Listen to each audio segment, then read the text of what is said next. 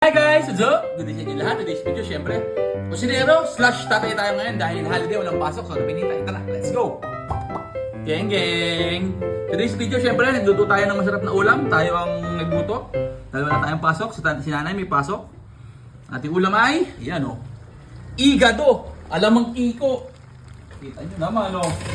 Upo! Bisa! Igado! Mabisang mabisa. Kunti pa, maluluto na to. Alright. Kunting kulo pa, takpan muna natin. Balik natin pamaya-maya. Siyempre, nakapagsaing na din tayo. Oh, upo. Isang rice cooker yan, ha?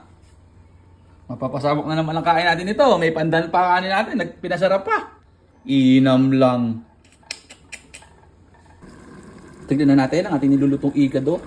Upo! Ganda ng kulo. Bango. Nalagay apoy. Tapos, lagay na natin yung ating atay at saka bell pepper. Yan na, o. Upo. Tignan natin.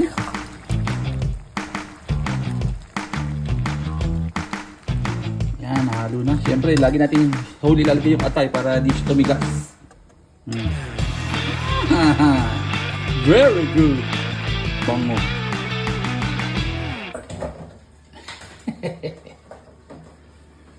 Urong. Tiklop. Very good.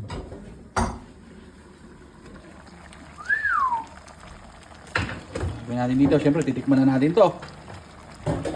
Oh, siyempre, tikman na natin. Bisa, bango.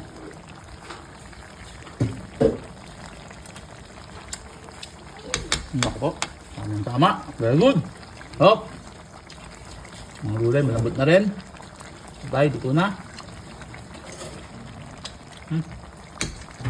Okay na. Luto na. Sabi natin kakain, si Sabi Ruth, si Kuya, at si Sabrina.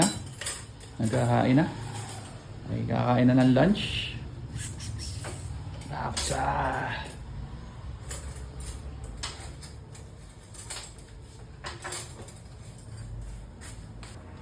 Legit, legit. Ating ulang ngayong lunch. Igado. Isa. Let's go. Ito na.